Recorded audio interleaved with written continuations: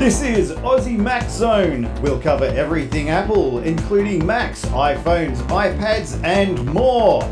All this from an Aussie perspective. Sit back, relax, and insert yourself into the zone. The Aussie Mac Zone. Hi everybody, welcome to show 348 Aussie Mac Zone. Tonight, Zarn, how are you, sir? Fantastic, Michael. How are you? Very good, thank you, buddy. Very good. Good weekend? Excellent. Great weekend. Yeah. Actually, went to my sister's baby shower. Okay. Congratulations to Kayla and Reese for having a little girl. And it was fantastic. Excellent. Got to have family things work. Yeah. Now, our Aussie Apple ramblings this week start with Trump says whatever to Apple's concerns that a WeChat ban could impact iPhone sales. 9to5Mac reported Apple was among more than a dozen US companies to warn the Trump administration about the severe implications of banning WeChat from their platforms. President Trump is seeking to ban the app due to national security concerns, and during a press conference, he offered a rebuttal to Apple's argument. During the press conference with reporters at the White House, President Trump was asked about the implications of the WeChat ban by Bloomberg correspondent Justin Sink. In his response, Trump doubled down on the national security concerns and said a simple whatever to Apple's concerns. Trump signed an executive order last week aiming to ban transactions between US companies and the Chinese companies behind TikTok and WeChat. The order will take effect in September, and Microsoft is working to acquire TikTok in the United States. Apple and companies such as Disney, Ford, Intel, Morgan Stanley, UPS, and Walmart participated in a call with the Trump administration officials this week, warning that the consequences of the ban could be severe. And in Apple's case, WeChat is everything for iPhone users in China, and banning the app from the worldwide app store could be a disastrous for iPhone sales in China. Now, forgetting getting political or anything. Yeah.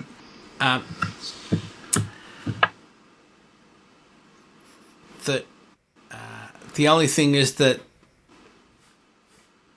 they don't have to ban WeChat and TikTok in China, same as they just ban it in America and have it in China, same as there are apps banned in China and available in other countries. That's what I thought too. Just on their story, there is no worldwide app store. No. That's what I was going to say, because we don't get apps that you can get in the States. Yeah, otherwise I'd have my ECG app on my phone, but I can't get it because it's only available in certain countries. That's right. Sorry, I'm just trying to figure out where to put my phone because I don't have my cradle. So I'm just trying to find something to sit it on so I'm not staring down at what looks like the keyboard the whole time. But, oh well. There we go. I'm just going to leave it there. It'll be fine. Now, what about basically the whole week's about people picking on Apple at the moment. I know. What a week. And it's been a very slow news week, but everyone picking on Apple. I know. Go for it. All right. Facebook is seeking to force a face-off with Apple over 30% in App Store purchase commission fee, which Facebook suggests hurts small business struggling to get by during a pandemic. The big picture, Facebook has never publicly gone after Apple, a key strategic partner, this aggressively. Both companies face antitrust scrutinies, which in Apple's case has centered on the very fee structure Facebook is now attacking. What's happening? Facebook said Friday that it will launch paid online events for small businesses in 20 countries around the world to charge Facebook users to attend their classes. Instructions and other events. The feature could be useful for any small business or individual offering a service such as such a preacher, musician, yoga teacher, cooking instructor, that sort of thing. Yeah. Facebook asked Apple to either waive its 30% cut or let Facebook go around it and process event payments via Facebook Pay. In either case, letting events hosts keep all the revenue they generate. Apple declined, according to Facebook. Really, what we're pushing on right now is to make sure all tech companies who can afford to do so join us in supporting small businesses. That is Fija Simo, head of Facebook app, said in a press call on Friday. Notes are in the links, obviously, if you want to find out more. What do you think? Well, it's Apple charged 30% for any financial transactions that go through. Yep. So at the moment, that's just the way it is. Now, Facebook are trying to do something, and they say that they're going to give all the money, even if it went through the Facebook payment method, they would be giving all the money to the preacher or the yoga teacher or whatever. Yeah. But wouldn't Facebook could still be getting a cut because they ask us for money if we want to promote our show? I can't say for sure, but there might be ads floating along, Okay. Yeah. Or Apple will use it, Apple might be, sorry, not Apple, Facebook might be checking out, okay, this guy's into yoga, so we'll push him at yoga ads from now on. And then they get the money from the ads, right? Yeah. Whereas Apple don't do any of that sort of stuff. So that's basically the difference there, I think. So I just had my tech guys come in and set my phone up for me. Uh-huh. Sorry. It's good to have good time feedback like that, man. Yeah. So another battle. You can tell me more about this. I'll read the headline. Yeah. Apple and Epic battle has 4 possible outcomes, and Epic can't lose. Now, also, just a couple of days later, Google are also removed Fortnite from the Play Store, and Epic is now suing them. So Epic's suing Google and Apple. So what's the whole go here, my friend? Well, look. First of all, I'll read what 9 to 5 Mac has reported. Regardless of who you think is right in the Apple/Epic battle, it's hard not to admire the planning that went into Fortnite makers' surprise attack on Apple. The company clearly knew exactly what it was doing. For the game company, there was really very little to lose. Fortnite is a massively popular, what's that word? Freemium game. That's not a word. Freemium game. You can download it free of charge, but the company makes a fortune from in-app purchases. The game generated over 100 mil in its first 90 days, and a month later was reported to have hit a cool $1 billion. It was still the top grossing game this year. Apple takes 30% of that revenue. Google does the same for the Android version, though it is possible to sideload Fortnite and bypass the Google Play Store. Epic wasn't happy about Apple and Google taking such a hefty cut, so the company decided to take on the tech giant head-on. It offered a direct payment option, offering an in-app currency at a 20% discount for those who choose to buy direct from Epic, rather than via Apple or Google. That action was, of course, in direct violation of the terms and services of both app stores. And Apple responded exactly as Epic expected it to by removing the app from the store. The 4 possible outcomes from 6 originally. Apple/Epic battle could go either way, but this is effectively a no-loss situation for the Fortnite developer. There were 6 possible outcomes when Epic started this. Right, 1. Apple backs down and cuts a deal with Epic. 2. The battle adds enough pressure that Apple reduces its commission for everyone. Dunno. Well, they're also getting hassled by Facebook, so you never know. 3. Apple offers a settlement before or during the trial. 4. Epic wins its lawsuit. Dunno. I don't see how. They're in direct breach. Anyway, Yeah. Apple is the party at risk here, not Epic. What's notable here is that Apple would lose in 5 of the original 6 scenarios. Epic loses in none of them. The worst that could happen for Epic's perspective is the nothing changes scenario, in which case it simply shrugs, removes the direct payment option, and is back to the App Store. It loses a bit of interim income, but that may well be balanced out or more by all the publicity generated by the case and by creating goodwill from consumers who see the company as having made a valiant bid to stand up for the little guy. The little guy. So this is the company that made $1 billion in its first 4 months. And it's its first 90 days, 4 months, it made $1 billion. These are no way the little guy, by the way. These are a big bully. They think they've made that much money, they can just do what they want. Yeah. And it's, look, they can try. Many have. Who's won? Like the Samsung and everything like that. Like, I don't know. Like in the case of, say, Netflix, Amazon and Apple. Yep. Right.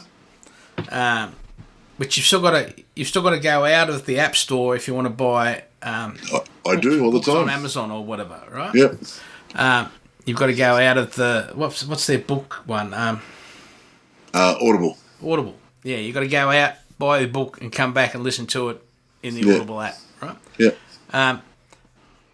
But Apple and Amazon have started to get on better, and you can buy Apple machines from Amazon, which you couldn't for a while they were having their dispute. Yep. Whatever their financial agreements are. But yeah, it's Look, amazing. Like Fortnite are acting like this because they think they can, but they're just a video game. It's a popular game, but it's getting less popular. You think so? I taught the kids now. A year and a half ago, everybody was playing it. Yeah.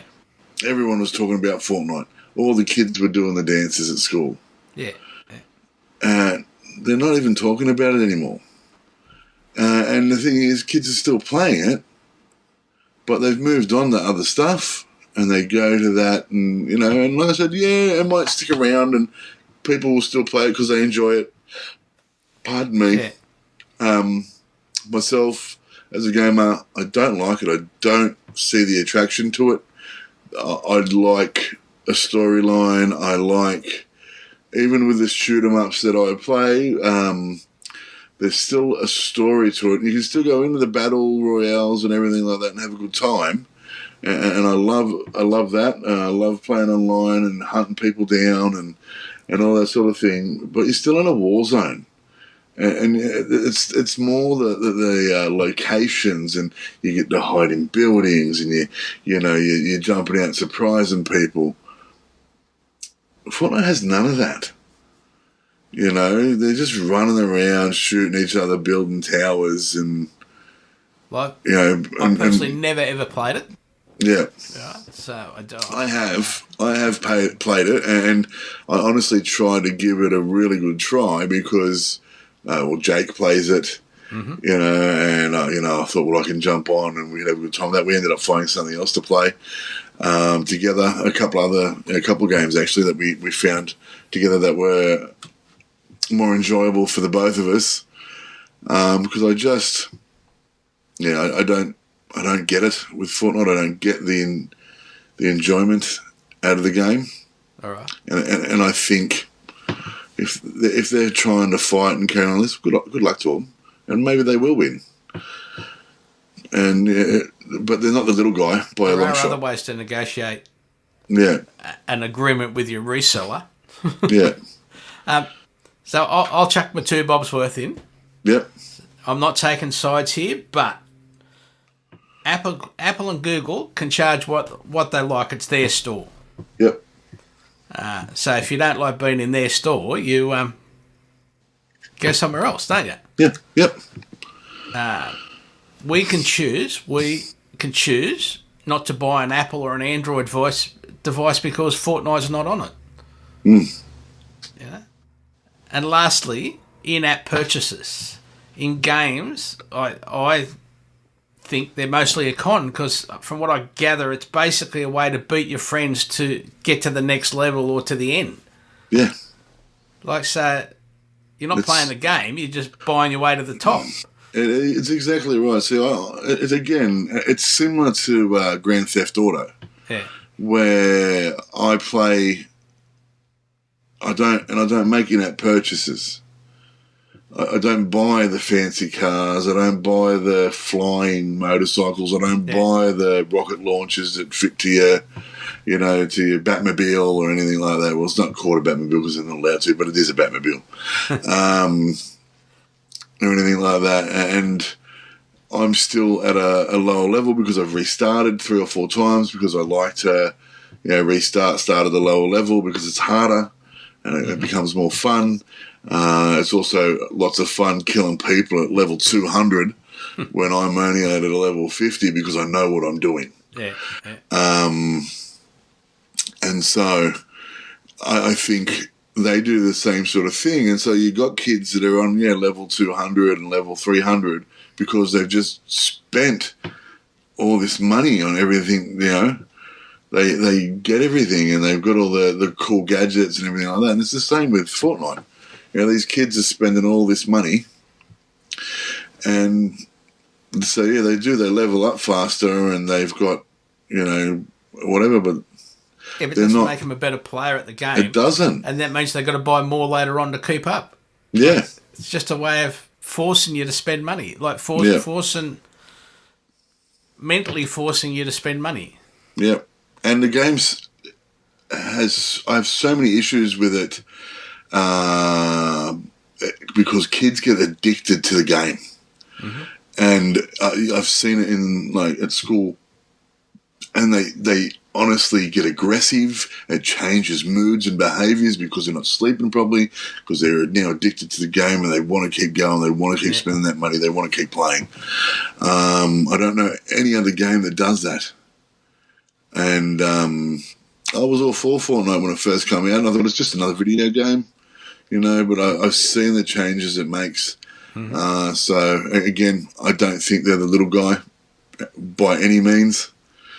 And I think they're trying to bully their way out of paying an agreed price. Yeah.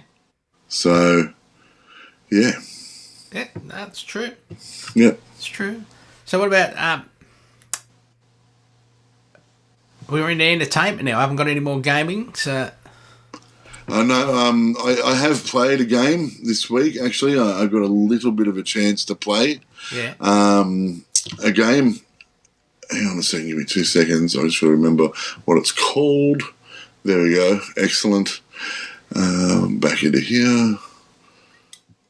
I played it on my phone because I got a spare, sort of 20 minutes or so, and it's called Symphony.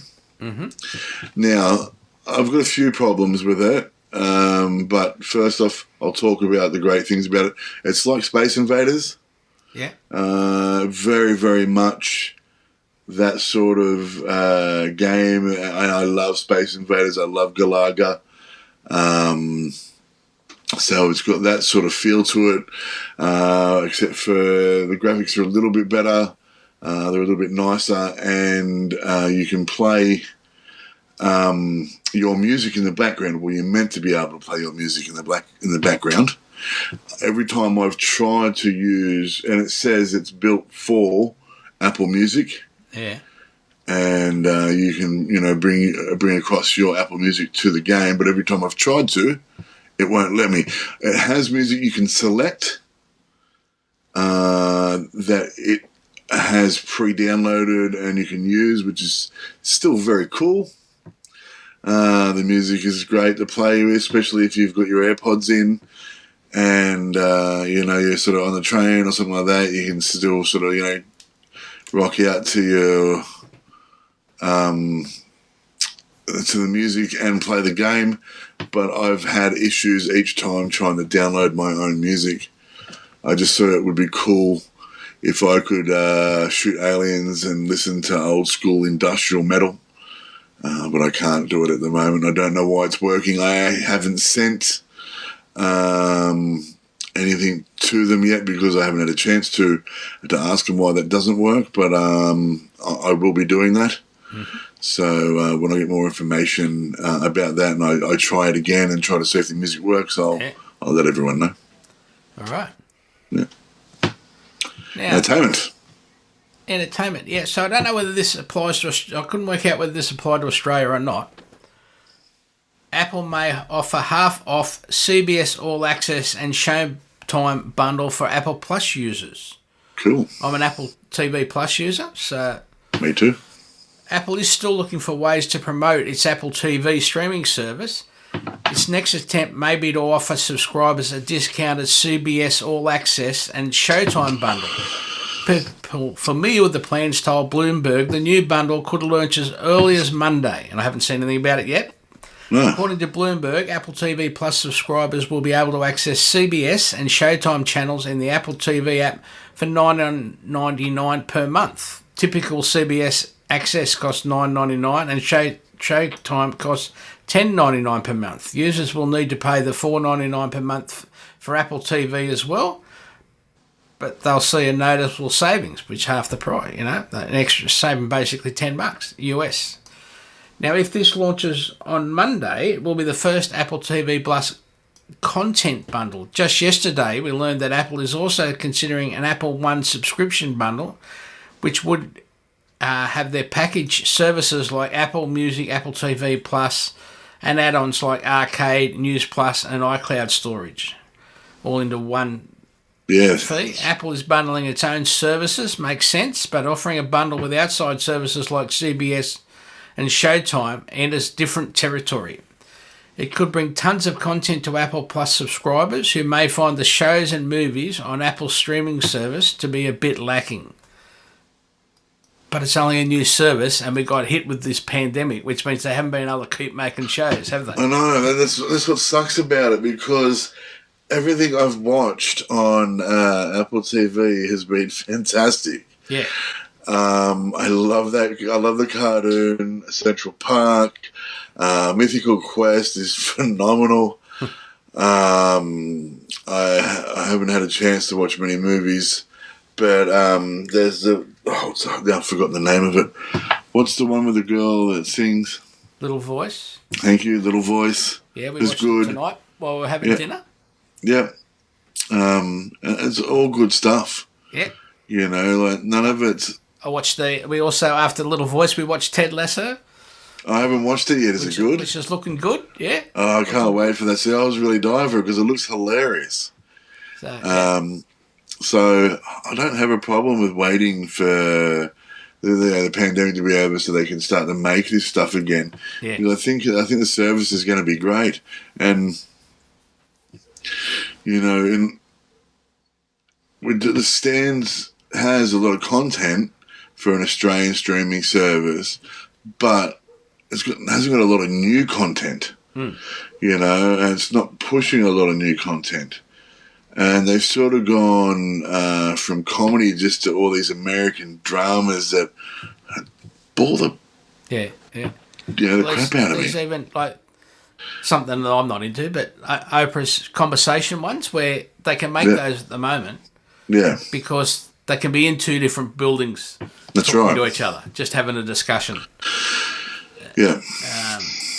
Things like that. So, and there's some good video. There's one video I'll talk about in a minute, but there are some good videos on YouTube as well. Still, keeping up, and things that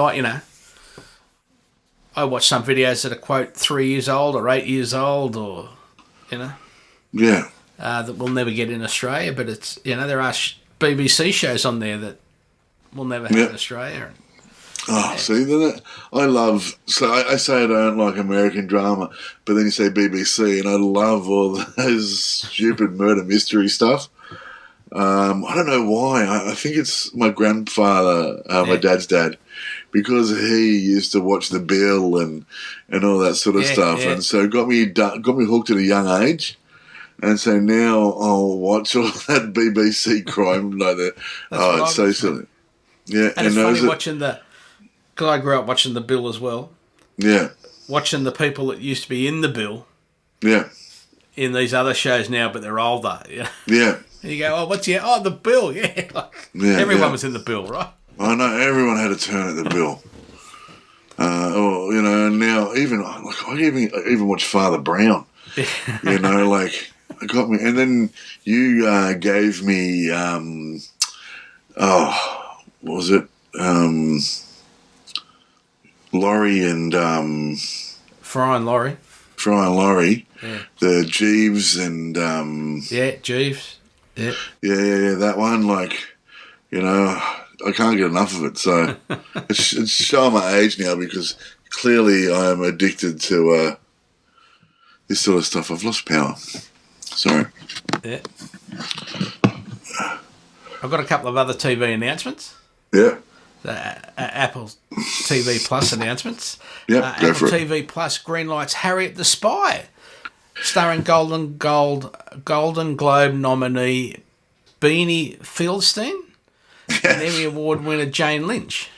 I love Jane Lynch. I don't know. I apologise. I have no idea who Beanie Feldstein iconic children's is. Novel set to be adapted and animated for Apple's Emmy Award-winning slate of premium originals for kids. Set in 1960s New York when the original book was published, the new series will be voiced by a star-studded cast. Beanie Feldstein, who will star as Harriet, a fiercely independent, adventurous, curious 11-year-old girl. More than anything, Harriet wants to be a writer, and in order to be a good writer, you need to know everything. And in order to know everything, you have to be a spy. Emmy Award winner Jane Lynch will voice the role of Ole Goalie, Harriet's larger-than-life, no-nonsense nanny. Additional voice talent includes Lacey Chabert and Marion Hawthorne, the ringleader of a group of smug, popular girls at Harriet's school. We've also got Apple TV to premiere the highly anticipated espionage thriller Tehran globally on Friday the 25th of September. Apple revealed that Tehran, the new espionage thriller from Fordo writer Moshe Zonda, will premiere globally on Friday the 25th on Apple TV+. The 8-episode series will premiere with the first 3 episodes, followed by new episodes every Friday. Tehran tells the thrilling story of a Mossad agent who goes deep undercover on a dangerous mission in Tehran that places her and everyone around her in dire jeopardy. Awesome. So, something to look forward to. Yeah, so Beanie Feldstein her name is Elizabeth Greer Feldstein. She's an American actress. Can't hear probably. Oh, sorry. She's a American actress. She did Neighbours 2, and she is the sister of Jonah Hill. Okay. So that's yes. So Jonah Hill, his name must be like Jonah Fieldstein or something like that. He's just changed it to Jonah Hill. Or maybe Hill's his middle name or something. It's a show names or something. You know what I mean? Yeah, that's right. Yeah, so she's Jonah Hill's sister. She's done a little bit that I can read here, and so it is his middle name. There you go. I didn't know that. Yep. And there we go. So yeah, and that's who will be Harriet the Spy, Jonah Hill's sister. So what about how to use the new iOS 14 iPhone alarms? Do you want to read that? Sure. 9to5 Mac helps us among the more modest tweaks to the iPhone's UI with iOS 14 is a redesigned clock app. While it is nice to see the rotating dial replaced with a more efficient number pad, there are some confusing aspects to the new interface. Read along for how to use the new iPhone alarm is in iOS 14 and where the bedtime tab has moved. The clock app on iPhone with iOS 14 is simpler in some ways, but also a bit counterintuitive. Counterintuitive, thank you. In others, below we'll look at how to best use iPhone alarms as well, where the bedtime tab now lives, and more. How? Here we go, Michael. You can do the how-tos. How to use new iPhone 14 alarms in iOS 14. So we open the clock app. We tap the alarm tab at the bottom. Now we tap the orange plus icon in the top right corner, or you hit edit in the top left corner and to tap an existing one to modify it. You use the number keypad at the bottom of the screen to enter your full alarm time. Don't tap the small orange time near the top. If you do, you'll just be editing the hour. You can leave out 0 for hours between 1 and 9. In other words, just type 730 instead of 0730. Don't forget to check the AM and PM toggle. Light grey means which one is selected. And one way to opt out of the interface is just to use Siri to set up your alarm. So you can just go, hey, madam. Yeah. Please set an alarm for 7:30 a.m. and it'll just be done. And I think you can even say things like, hey, madam, please set an alarm for 7:30 a.m. every day, for example. Now, another little thing to do with things coming forward in our operating systems for us is just getting back to it. Sorry, everyone. I've been using macOS Big Sur this week, and I've got here without any glitches on my everyday computer. I've not used it on our video production machine, as I believe OBS, which is what we use, does not yet work with it. But I did find one glitch today I use Pixelmator. Yeah. And basically every week I open one file in Pixelmator, change the episode number on our lower third, save it, and then save that as a PNG file. And the PNG file's the one you see on the screen, which has got episode 348, for example, today. But when I opened it in Big Sur, the file opened, but it didn't have the text or anything on the screen. So I logged a report with Apple, which is what you're supposed to do when you're on beta software. And then they'll contact Pixelmator and say, this has got sent to us. Here's some information for you. Hopefully it'll help people. But other than that, it's been working great. Pardon me. Yeah, the web stuff's been working fine. What else? Pages and numbers all working perfectly. It's been great. Excellent. Clear. Yeah, getting used to the new, because the menus are a bit further spaced apart, and the on the right hand side at the top in the menu bar at the top, they're in a slightly different order. So just little things like that to watch out for. But yeah, very good. Yeah, very good. Looking forward to it. Getting into it. Now, you want me to start this one? I can do this one if you like. Okay. Yeah. Woolworths used zero e-gift cards as identifiers for priority online delivery. That's $0 e-gift cards. Yeah, $0. Yeah, sorry. Project set up in under a week by Woolworths X.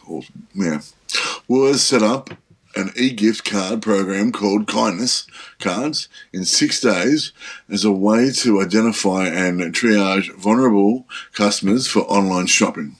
When coronavirus lockdowns hit Australia back in March, the project, which was run by digital arm Woolworths X, saw at least 22,000 cards issued to vulnerable customers via over 30 charities, government and corporate agencies.